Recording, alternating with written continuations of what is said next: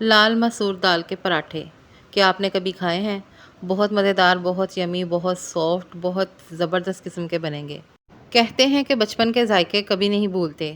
آج بھی جب صبح کے وقت تیز دھوپ میں سبزی والا آواز دیتا ہے یا گلی میں تندور کی خوشبو آتی ہے تو ایک چہرہ آنکھوں کے سامنے آ جاتا ہے، میری ماں کا چہرہ۔ وہ دن یاد ہے جب ہم غریب ضرور تھے مگر ماں کے ہاتھوں کا کھانا دنیا کے کسی دولت سے کم نہیں تھا۔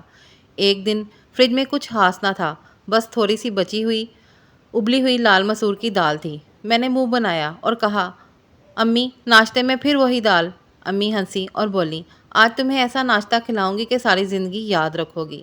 بس پھر کیا تھا، انہوں نے وہی بچی ہوئی دال فریج سے نکالی، مکسر میں ڈالی، اس میں پیاز، ہرا دھنیا، مرچیں، بس یہ کچھ عام سے مسالے ڈالے نمک کے ساتھ، اور تندور کی بجائے چولہے پر توا رکھا اور لال مسور کے چٹپٹے خستہ پراٹھے بنائے۔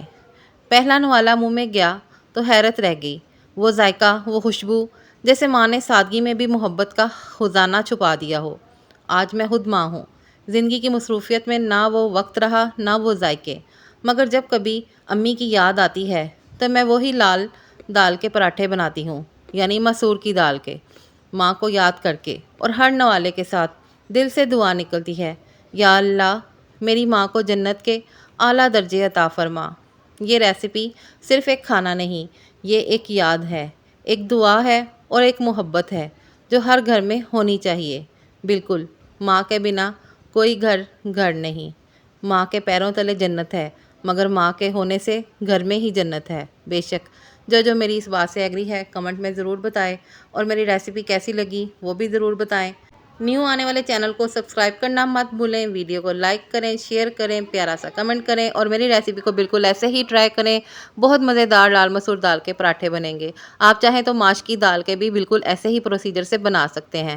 نیکسٹ ویڈیو میں ملاقات ہوگی، کسی چٹنی کے ساتھ کھائیں، دہی کے ساتھ کھائیں، رائتے کے ساتھ کھائیں۔ یہ کوئی مشکل ریسیپی بھی نہیں ہے، بہت آسان اور جھٹپٹ تیار ہونے والی مزیدار سی ریسیپی ہے۔ گھر پر آسانی سے آپ پراٹھے بنا سکتے ہیں۔